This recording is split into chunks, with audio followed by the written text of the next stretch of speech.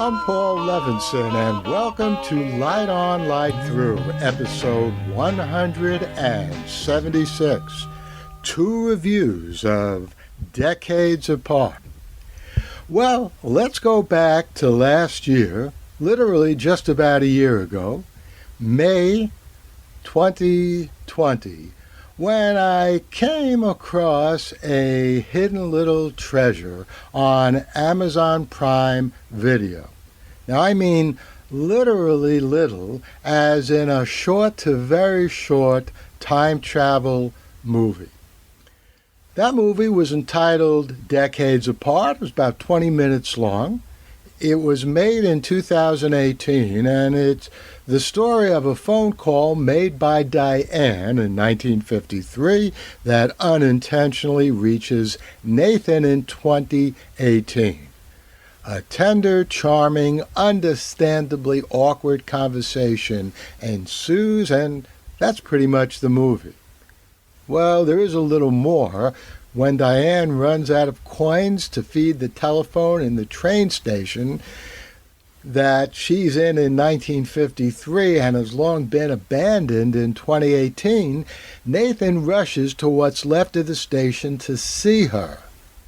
A desperate attempt to put a real flesh and blood human being in the place of just the voice that he has been talking to.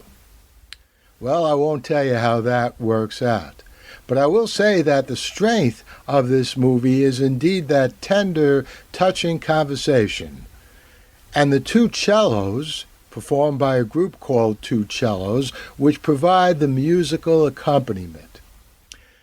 Deborah Hahn is fine as Diane and Martin Tylicki as Nathan. The telephone, by the way, as an extrasensory, even extra-dimensional instrument, is something that goes back to the beginning of the 20th century. You know, the telephone was invented by Alexander Graham Bell in 1876. So when we talk about the beginning of the 20th century, we're saying about 25 years after the telephone was invented. And that sense of magic, that almost extra-dimensional, extraordinary, what we would today call science-fictional sense, you saw that and heard that on postcards and in music. And that was the part of Decades Apart that I liked best. Now, you know, it's interesting to think about the fact we take the telephone and what it can do today for granted, but the telephone was something that people most appropriately thought was absolutely an incredible, miraculous invention. And as I say, appropriately, because before 1876, there was no way two human beings could have a conversation. No way they could have a conversation unless the person that you were trying to have a conversation with was in the same place as you, in the same room, or if you were standing outside, standing pretty much next to you. And shouting distance, that is the limit that someone could raise his or her voice, and hearing distance, that is the capacity of the person that you were hoping to talk to hear your voice. Those two variables, the strength of the voice and the strength of the ear, that was pretty much the limit in which conversations could take place. But the telephone changed all that, and people were just thrilled about that. They thought correctly that it was a miracle. You were in the Bronx. You had a girlfriend in Brooklyn. You could pick up the phone and talk to her. And pretty soon you could do that if you were in the Bronx and your girlfriend was in Boston. And not long after that you could do that if you were in New York and somebody you wanted to talk to was in London, etc., etc. It was a real miracle. And the postcards, as I said, and music of that time captured that miracle just beautifully. You'll see in the show notes to this episode a picture of one of many pieces of sheet music and postcards that I have because I collect these. I find them so interesting. This is the cover of the sheet music to a song written by Charles K. Harris. And it says on this cover that he's also the songwriter of After the Ball. I don't know if I ever heard of that song, After the Ball, but I certainly have heard of Hello Central, Give Me Heaven, because it's one of many songs that play on this magical capacity that the telephone has to allow people to talk to other people even though they're not physically in the same place. It parlays that into a fantasy that you could talk to someone who's not even on this planet Earth. And I don't mean just out in space, which of course they didn't have back at the beginning of the 20th century either.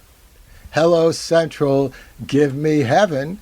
The person who's asking Central to give him or her heaven, it's actually a little child wanting to speak to a departed parent, I guess. Well, that was something that people easily could imagine, maybe, who knows, on a good day the telephone could do. That's how miraculous it was in reality. And I thought Decades Apart really captured that magic of the phone just beautifully. It was not a perfect movie. No movie is. There were a few, let's call them temporal clunkers in the dialogue. For example, Diane protests that she's not a, quote, telemarketer, unquote. That term didn't come into common use, of course, until the 1970s. So what is Diane doing saying that in 1953? And the two, Diane and Nathan, talk about landlines. But that term didn't come into use until the 1980s and later, when mobile phones began to become massively popular. But I still found this little movie massively worth watching. And last year I gave kudos to Andrew DePardo and writers Andrew DePardo and Gilbert T. Laberge for making this little gem. And I said I looked forward to seeing more of their work. But you know what? I never imagined that a little less than a year later I would not only be seeing more of their work, but more of their work in this same little movie. Because just a few days ago, there came along a director's cut of this same movie, Decades Apart. I think of it as worth keeping even closer, because it said things to me that I didn't hear in the original movie, which I'll explain in a moment. You know, it's rare, very rare, that I review a 20-minute movie, and even more rare, as in never before, that I review a director's cut of a movie that I've seen and reviewed before. But you, my loyal listeners of this podcast, know that I can almost never resist a time travel narrative.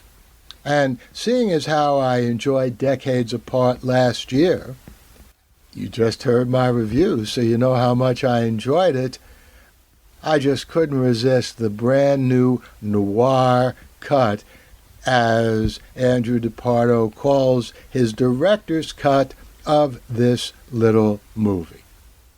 So I just told you what the story is. It's about a phone call from a train station in 1953 that lands in a home in 2018. The caller is Diane, the receiver is Nathan, who takes the call on the landline kept in the house for his grandmother. I thought that was a nice touch. And as I said, the conversation is savvy, tender, deep, and endearing. But you know, it also occurred to me as I was watching this new cut that the story of a possible couple who get to know each other only through the phone, separated not by miles but something much more impenetrable, decades, That has a special relevance, doesn't it, to our own pandemic times, perhaps now just beginning to come to an end, as more and more of us get vaccinated after more than a year in which the only way most of us could relate to each other, unless we were already living together, was via Zoom or a similar app. So at the end of this short film, when Nathan rushes over to the train station to finally see and with any luck embrace Diane, they find they can't talk to each other and see each other, but their hands, as they reach out to touch, are separated by some temporal barrier far more potent than social distancing. And I realized as I was seeing this director's cut that really is not only a good metaphor for what we've been going through in this past year of the pandemic, but it's really a good metaphor for life anytime, in which we are always trying to establish a better connection with human beings that we've come to care about. And as we all know, it's not easy. Things get in the way all the time. And the temporal barrier is just that thing that gets in the way of us having a special relationship with people. The time barrier is really just that barrier writ large, because it's really incredibly obvious that you can't communicate in a way that allows you to hold and touch someone through time. That's pretty obvious in a way that it often is not obvious, even though it's equally real, in fact more real, because that's what life is in our real world. And the phone is a good way of getting at that, because the old-fashioned phone, as media theorists, including me as a doctoral student, realized back in the 1970s, is a profoundly personal, even intimate instrument in which the speaker's mouth goes right into the listener's ear. That's much more personal all the time than a Zoom or any video conversation usually is. So because of that, Diane and Nathan already have a lot going for them. By being able to talk on the phone through time, they are within intimate distance of each other, even though they can never hold each other or touch each other. And there's that power in this director's cut, as in the pre-pandemic original, the power that stems from this profoundly personal telephonic connection. And it's a power that makes you just believe that maybe Diane could be talking to the future and Nathan to the past. It's what I had in mind when I wrote this song, If I Traveled to the Past.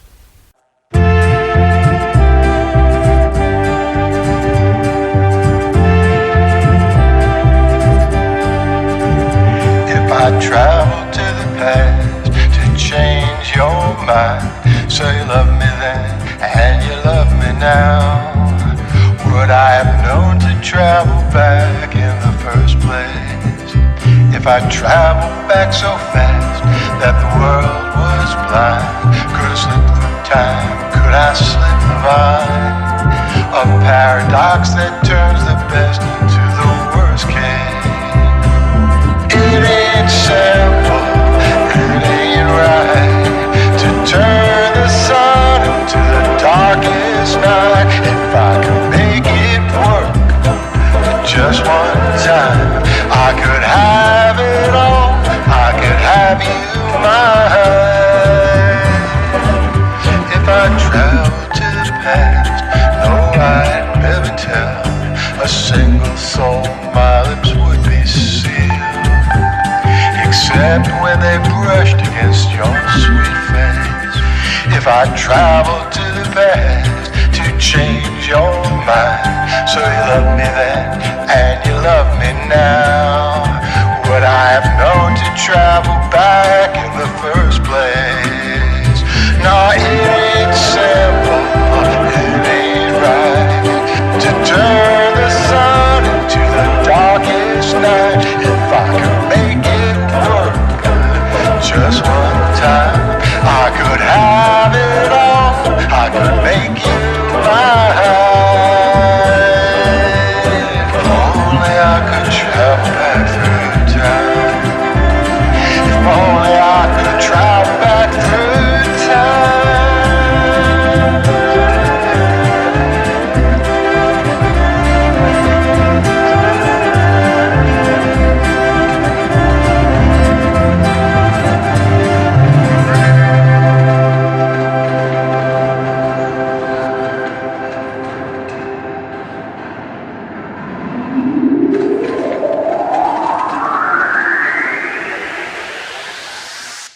Actually, I wrote the lyrics to that song, and I gave them to John Anealio, who wrote the music. That was back in 2010.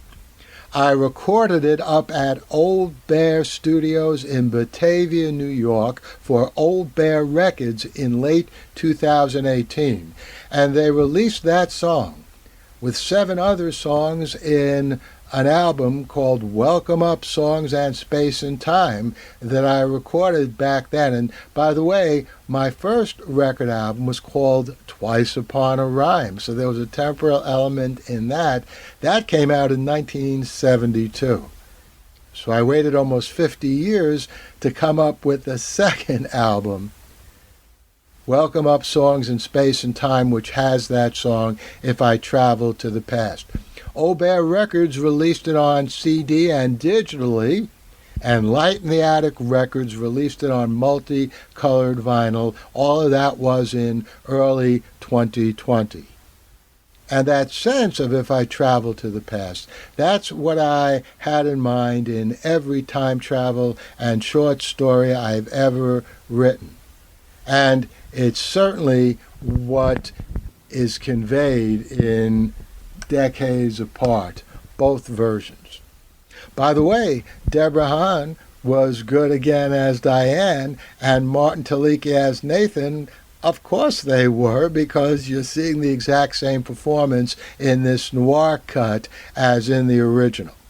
That original, by the way, is still on Amazon, and I saw the new Noir director's cut on YouTube. I have no idea if that link will work for you or how long, but with any luck, you won't have to travel too far into the future to see it. The Light on Light Through podcast. Well, I hope you enjoyed that double review of Decades Apart. This is part of my continuing Saturday presentation of a review to you on Light Through. Every Saturday I'll review either a science fiction movie or television series or a mystery movie or television series. I'll sometimes sneak that in. By the way, you know, mysteries and science fiction do have a lot in common. Mystery detective stories are whodunits. Science fiction is something that's a what-done-it. And the only difference between a whodunit and a what-done-it is the O in the who is translated into an AT in the what. And again, I thought Decades Apart was a really good what-done-it little movie. So I'll be back here next week, next Saturday, with a review of another science fiction movie or television series or a mystery movie or television series. Who knows, maybe during the week I'll come in with some kind of political commentary. We'll see. You never know what you're going to get on Light Through. In the meantime, hey, reach out and touch somebody. Stay safe, stay sound, and enjoy.